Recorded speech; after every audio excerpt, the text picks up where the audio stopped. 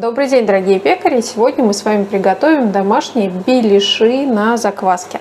Давно я хотела их сделать, наконец-то собралась и составила рецепт. Сегодня я вам его покажу и расскажу. Беляши я решила делать не жареные, а печеные. Все-таки печеное тесто будет несколько полезнее нашему организму, чем жареное. Хотите делать жареное, это же тесто можно и пожарить, если вам так нравится. Ну а я запекла в духовке. Не забудьте подписаться на мой канал, поставьте лайк этому видео и пишите вопросы и комментарии. Будем с вами общаться и печь вот такие вкусности. Давайте начинать. У меня есть созревшая закваска Левита Мадре. Смотрите, какая она классная, высоко поднявшаяся. Сейчас я покажу ее внутри. Смотрите, какая замечательная.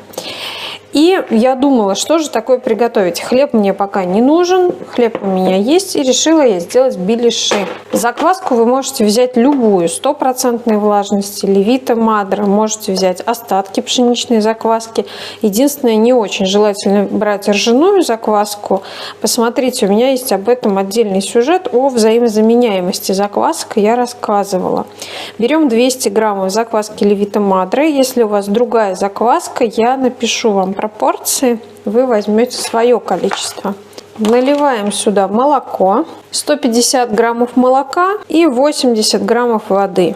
Для мягкости добавим растительное масло, пару столовых ложек. Можно добавить сметану, если хотите, будет еще нежнее. Добавляем сахар, вот такую большую щепотку, можно еще чуть добавить, это примерно с пол-столовой ложки будет. И соли поменьше, чуть-чуть. Большую такую щепотку. Всыпаем пшеничную муку, можно высший сорт, можно первый, 400 граммов. И остается только замесить тесто. Тесто будет крутое. Замешивать его удобно руками методом растирания.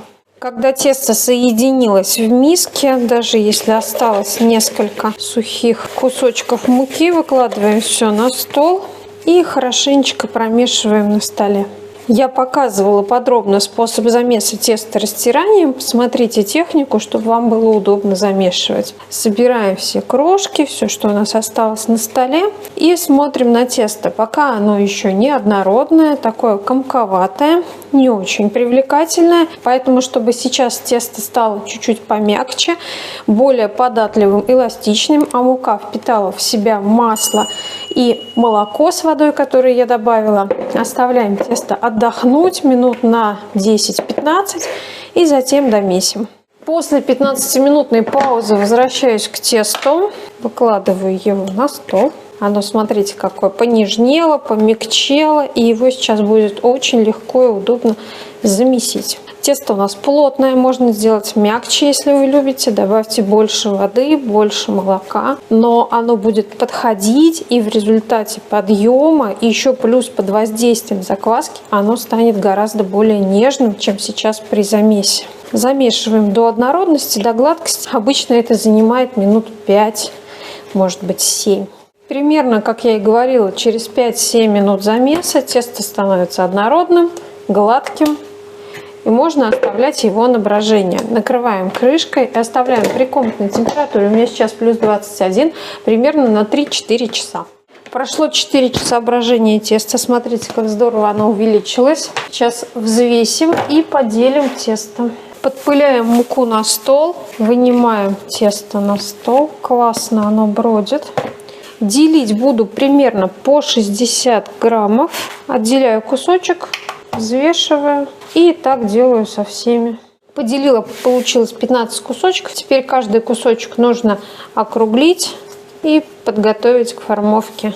Делаем из него шарик, либо более-менее равномерный кусочек, потому что здесь есть довески, они нам мешают. Чтобы они не мешали, делаем округление. Поделила на кусочки, предформовала, накрываю полотенцем и даю им отдохнуть минут 15. После отлежки нужно раскатать все наши заготовки в пласт. Делаем не слишком тонко, чтобы тесто не порвалось при формовке. Раскатываем. Как вы видите, фарш у меня уже готов для начинки. Обычный мясной фарш с добавлением лука, перца, соли и сушеной зелени. Раскатываем. После того, как все раскатали, залепляем беляши. Можно делать это как вам нравится. Можно лепить треугольничком, можно залепить в кружочек, в такой в кулечек. Формуйте как вам нравится. И дальше либо на доску, либо на пекарскую бумагу их выкладываем. Не забывайте оставлять вот такую дырочку.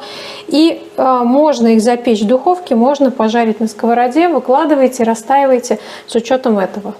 После формовки уложила все беляши на пекарскую бумагу. Буду расставить в течение часа. При комнатной температуре я решила запекать их в духовке. Поэтому вот в таком виде оставляю их на расстойку, чтобы они поднялись. Прошел час расстойки моих беляшей. Как я уже сказала, я хочу их выпекать в духовке. Конечно, появятся критики, которые скажут, что беляши в духовке не пекут, но я не хочу жареного теста. Хочу выпекать в духовке, и чтобы они были красивые, румяные. Они и так будут красивые, но чтобы они были еще более красивые, румяные, смажу яйцом. Здесь желток и немножечко воды просто придадут более красивый внешний вид этим беляшам. Духовку разогрела на 180 градусов. Сейчас я их поставлю, буду печь до готовности. Думаю, что это займет минут 25-30. Выпечка заняла 35 минут. Смотрите, какие красивые, классные, румяные. Сейчас у меня еще вторая партия. Я отправлю их печься, а эти пускай остывают. Прелесть беляшей в том, что в отличие от хлеба не нужно дожидаться, когда они остынут полностью. Чуть-чуть сошел жар и можно уже пробовать.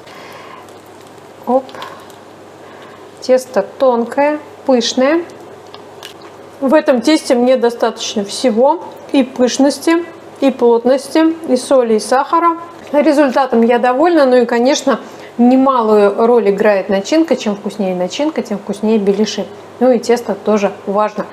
В общем, гармония в беляшах – это хорошо. Подписывайтесь на мой канал, ставьте лайк этому видео, зовите друзей и знакомых, пускай домашних пекарей становится больше. Ну а мы с вами продолжим печь и испечем еще много всего интересного.